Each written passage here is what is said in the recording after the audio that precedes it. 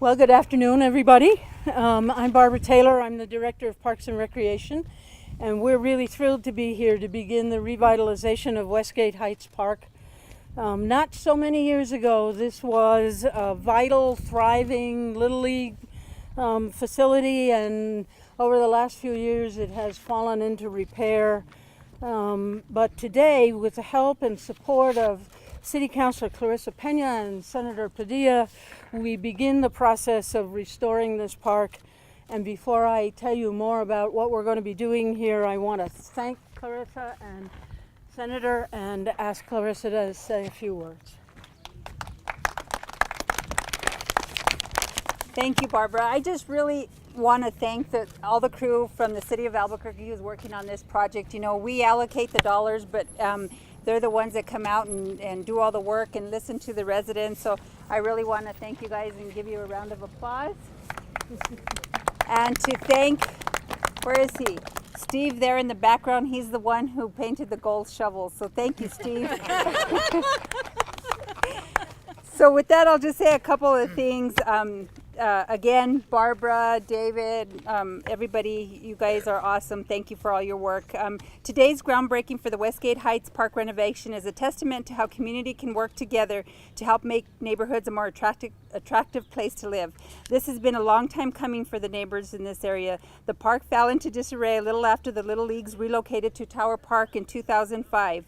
One of my top priorities when I was elected in 2003 was to increase the amount of parks and recreational facilities in the Southwest Mesa. Along with my policy analyst Nancy, we've just been meeting with several different neighborhood associations to fulfill that. And this park in particular was one of the first meetings I had. You know, the residents had this eyesore for way too long, and they've waited patiently again since 2005. And now, you know, their whole dream of having somewhere safe to bring their families is coming to fruition. So my office worked with Parks and Recreation Department to come up with a plan to create the multi-use park that residents can utilize for various recreational and outdoor activities.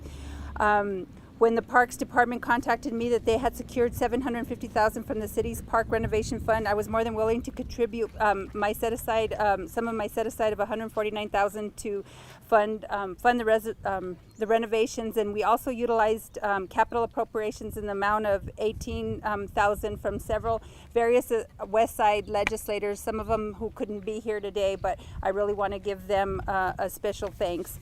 I would like to thank City Council for their support of parks and open space funding, and of course the voters who continuously approve bonds for parks. I especially want to thank the Westgate Heights Neighborhood Association, the Southwest Alliance of Neighbors, who throughout the years have advocated for the parks and other amenities in the Southwest area. With that, I'll just end my comments. There's a couple of things, but it'll become redundant. But thank you all for being here, and this is great. I used to live here in Westgate for a short period of time. I remember when the fields were here, and you know they were at that time even falling into disrepair, and that's why people advocated for the come on, Annalie, the tower parks where we have the new baseball fields. But then we kind of lost sight of this area, and today the neighbors are going to have something good. So thank you. And with that, I'm going to introduce Senator Michael Padilla. Well, thank you all very much for being here. I have to tell you that an investment in this community is a gigantic step toward reducing things like crime. Continuing to build this community is something that I know City Councilor Clarissa Pena has made a huge priority, and you know, she thanked everybody when she stood up here a few moments ago, and I have to tell you that she's an outstanding partner for me as a state senator to have somebody on the ground who's truly committed to this community and really wants to see things, you know, continue to turn around and to do the right thing. So can we give Councilor Pena a hand as well? And there's so many people that are going to make this project happen. There's going to be a lot of work that happens on this location. 6.5 acres, that's not a small task. That's not a small amount of money. So I just want to thank the City of Albuquerque for making this investment in this community, Barbara Taylor for all of the work that she does to continue to build all of Albuquerque, and we just love you to death. You do such a phenomenal job. Thank you. And to all of your staff, the folks that are here that are actually going to do the heavy lifting, wow, we're very, very lucky to have you. So thank you very much. I want to thank Senator Linda Lopez, Representative Georgine Lewis, Representative Patricia Rebal Caballero, for their contributions to this project. While we contributed just a little amount, I know that Councilor Pena gave the lion's share of her capital set aside to make this happen, and the city did their part. So thank you very, very much. This is one of the most historic and oldest communities here in Albuquerque, and everything we can do to rebuild this area is just going to be phenomenal. So thank you all very much for being here. Thank you.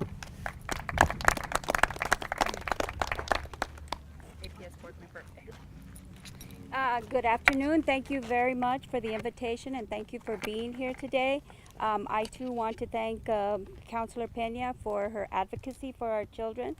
Parks and outdoors for our children are really important, and I think it's wonderful to see that all of our elected officials really work together to get these things done. Our children are in desperate need of being able to get out into open spaces and having some time for physical activity. So I truly appreciate all the efforts, and I appreciate Clarissa Pena's leadership in getting this done. This is a great opportunity for this community, and once again, thank you all for being here. Great segue. Phase one of this 6.5 acre park, will include the junior field, which is way over in the back and is nearly complete. There'll be new parking out here, a great new athletic field, which you can see very well on the drawing. So all the soccer players in the area will have a close, near-in place to go.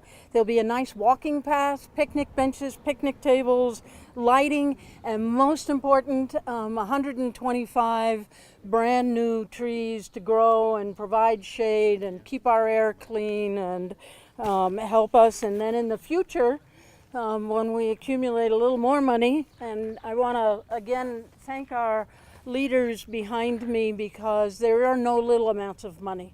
All this, we are all partners, and Councilor Pena and Senator Padilla and Board Member Maestas are all critical to the success of this project. Next phase, more playing fields, more playgrounds. Construction for the current phase will be done by this fall, so you'll be looking at a significant new amenity by this fall. It isn't easy to bring all these projects together. In addition to the help that we get from our elected leaders, there are a number of people here to thank. This project was designed by Morrow, Reardon, Wilkinson, Miller landscape architects, who call themselves MRWM now, sorry. The architect was Greg Miller and John Pope. It will be constructed by the DMD Parks and Recreation construction crews, and they'll be managed by Pete Seiss. Where's Pete Seiss? There he is, right behind me. And there are other critical members of the city team are Keith Reed, Parks Deputy Director, and Melissa Lozoya, who I don't see, Director of DMD, David Flores, who manages the Parks and Design Planning Division, and he's the manager, but the person who's going to make this happen is Susana Obby, project manager, standing over there with the hat.